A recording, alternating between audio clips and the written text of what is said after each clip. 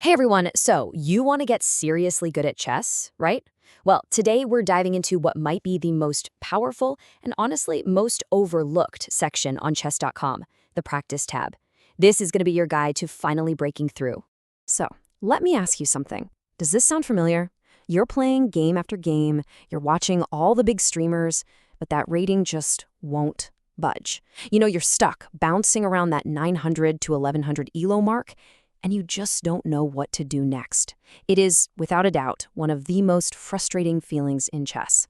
But here's the thing. What if the solution isn't just grinding out hundreds more rapid games? The real secret, especially for you guys in that 600 to 1400 rating range, is to shift your focus. It's not about playing more, it's about practicing smarter. It's all about targeted, deliberate practice. All right, so let's dive right in.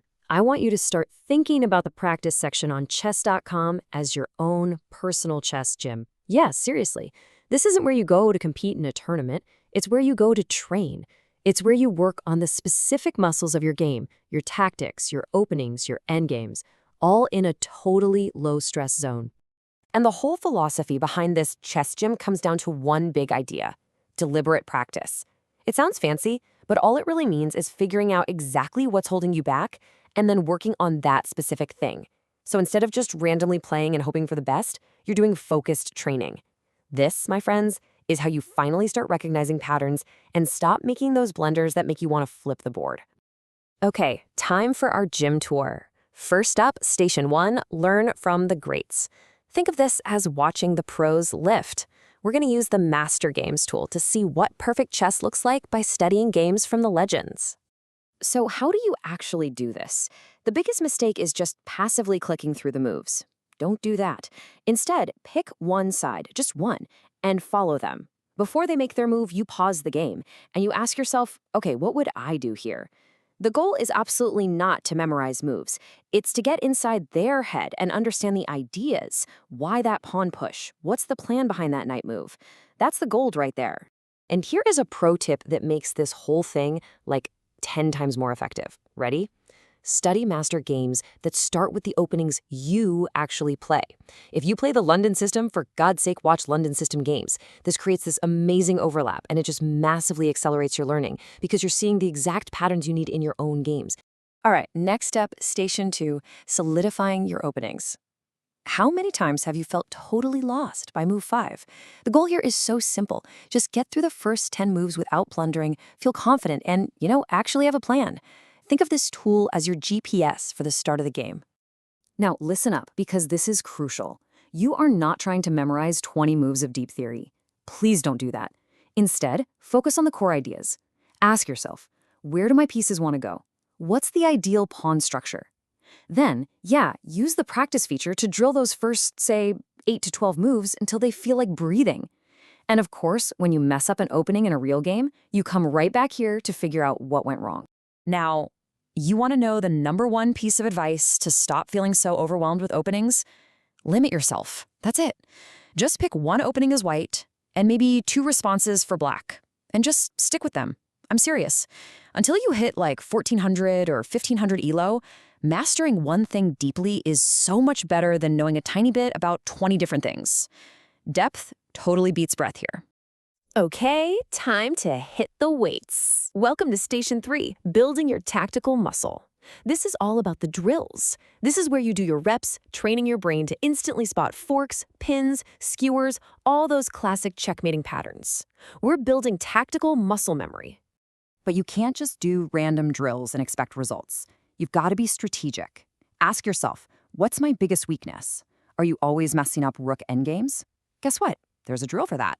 Do those ones. The key is repetition until it becomes second nature. And hey, don't just do the fun, flashy checkmate puzzles. Mix in some defensive ones too. Learning how to save a bad position is a superpower. Okay, here's a super simple but absolutely game-changing habit for you. Before you jump into a rapid game session, spend just 5 or 10 minutes doing drills. That's it. It's like a warm-up before a workout. It just gets your tactical brain fired up and ready to go, so you're spotting those patterns from move 1. And now for our final stop, and honestly, this might be the most powerful secret weapon tool of them all for fixing your personal weaknesses. It's custom positions. Just think of this as your private chess lab, a sandbox where you can take your most painful, embarrassing losses and literally turn them into your biggest strengths. So how does this magic work? It's simple. You have a tough loss, right? Find that one critical moment where it all went wrong. You're going to recreate that exact position right here. Then you play it out against the computer.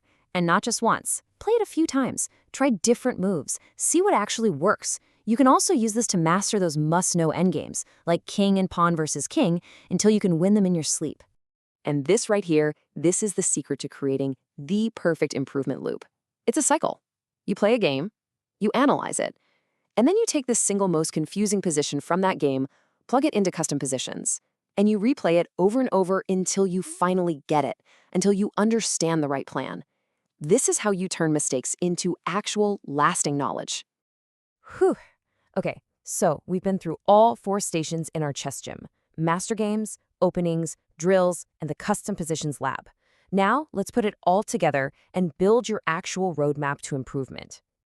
Okay, just look at this as your quick reference cheat sheet. Let's break it down. If your biggest problem is just blundering pieces, your tool is drills that builds your tactical vision.